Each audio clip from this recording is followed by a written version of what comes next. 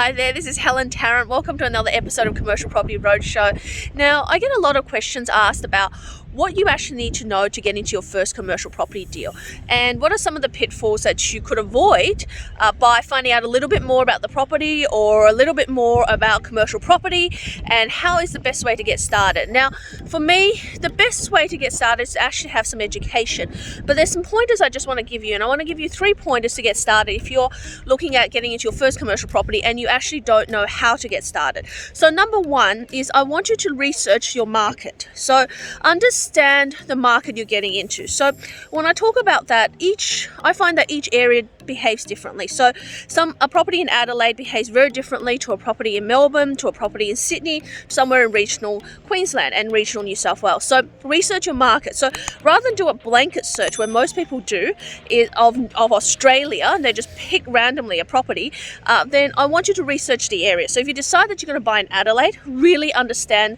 the properties in Adelaide. Now, if you're going to buy in regional Victoria, pick a few large regional areas and research those areas and understand the demographics, understand the key drivers, understand where the employment is coming from, understanding any government incentives, understanding any builds and infrastructure that's coming into the area, but also key to understand what is the local yield and what is the forecast in the next 10 years. Now, these are the things I look at when I put my clients into a property. Now, we are everywhere in Australia, so therefore we do many, many deals each week. So we understand areas instinctively. But as a novice starting out, you've got to be able to narrow that down to a few areas, because regional New South Wales, whether it's a coastal town or an inland town, behaves significantly differently because they've got different drivers. Now, regional Queensland, because of different economic drivers, whether there has a military there, whether it has tourism, whether it has education, behaves very differently. Now, while I say that all tenants behave the same, so an accounting tenant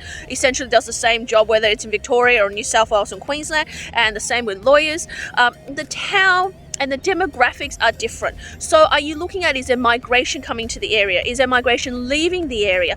Those things are really important. What's the latest development? Is there a big house and land development? Is there a commercial development? Is something like a big shopping centre going to come into the area, or has government put incentives and they're doing a bypass into this area? How is that going to affect you?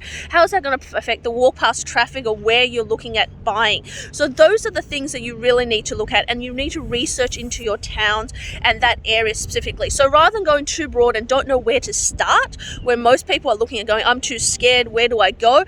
Really pick your area. So if you're comfortable, if you're in Victoria and you're Melbourne based and you want to buy in Victoria, look at the large regional towns, look at the yield, see if you can accept those. If you're in Sydney or New South Wales and you want to buy in Queensland, pick some areas. And so do I want to be in Metro? So do I want to be in Brisbane, Gold Coast, Sunshine Coast? Or do I want to be in regional, which means do I want to be in Bundaberg, Gympie, up to Rockhampton, up to Townsville, all the way up to Cairns? Where do I want to be with my first property so I can do thorough research? So that's the number 1 thing. The number 2 is to understand the property types. And I say that in my other videos about the property types, but it is actually fundamental for your first purchase. So you understand how retail behaves, how office behaves, and how warehouse behaves. And please don't let preconceptions really mar that for you, because now at the market, because of COVID, people are thinking, okay, retail is totally shit. Retail is just where people are not buying into retail. But I can tell you, during this time, I've helped several of our students and clients lease out their vacant retail properties. Retail people are still, with the right incentives, still giving it a go. Now, office tenants, you might think, okay, they might be secure, but now we're having a huge change to the office space and work environment. So accountants and lawyers and insurance companies, those big companies, are now doing rotational shifts. They're not as many people coming back into the office, but working remotely. Now, does that mean there's going to be downsizing? So how does that affect you? And then warehousing. Now, warehousing in a lot of areas are going gangbusters, but there's also some areas that's suffering in terms of vacancies, because there's a particular now new demand in the market for a different type of warehousing compared to the larger warehousings that used to be available. Maybe people might want smaller spaces, people may want mezzanine floors. People may want areas, different floor plans. So those things are really, really important. So really understand the behavior of those type of commercial properties and how that works. So now you've down to your 2 key areas. You know what area you're looking at. You look at the type of property. So number 3 is I want you to look at returns. I want you to look at price point, and I want you to look at the type of tenant you can get for that price point. So the reason I say that is, my clients often say to me, yes, I'd love to have a medical tenant. I want a medical tenant yielding at 8% in Sunshine Coast. Well, that doesn't exist. There would be a 6% medical tenant in the Sunshine Coast, and you'll probably be between a 1 million or 800,000 to 1.2, 1.5 million. That's where the price point is.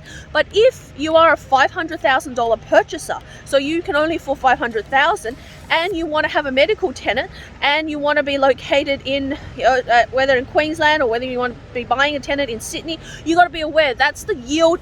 That's the market yield. That's the market yield, and you have to be takers of that market yield. So what I'm encouraging you to do is understand your price point in comparison to what you can get into a tenant. Whereas if you were a $500,000 tenant, if you're trying to get a medical tenant, you could be getting a professional tenant, or you could be getting a tenant who's a trade tenant who's just as good but give you a much higher yield. So what does that mean to you is that you're getting more money in your pocket, and they can be just as secure. So all it takes is for you to do some research into the different tenants, how they behave, and how the returns you're going to get. So do you really need a medical tenant, or is there another second and third choice you can get that is going to give you more returns but still be as secure into the future as well? So remember those 3 things, and when you got those 3 things locked in, you can now go into the market and start really researching into the right type of property for you. But if you want to avoid those mistakes and you want to find out more about how I can help you out in finding your perfect commercial property the first time around, then reach out to me at helentarrant.com, and I'll look forward to seeing you at the next video. Bye for now.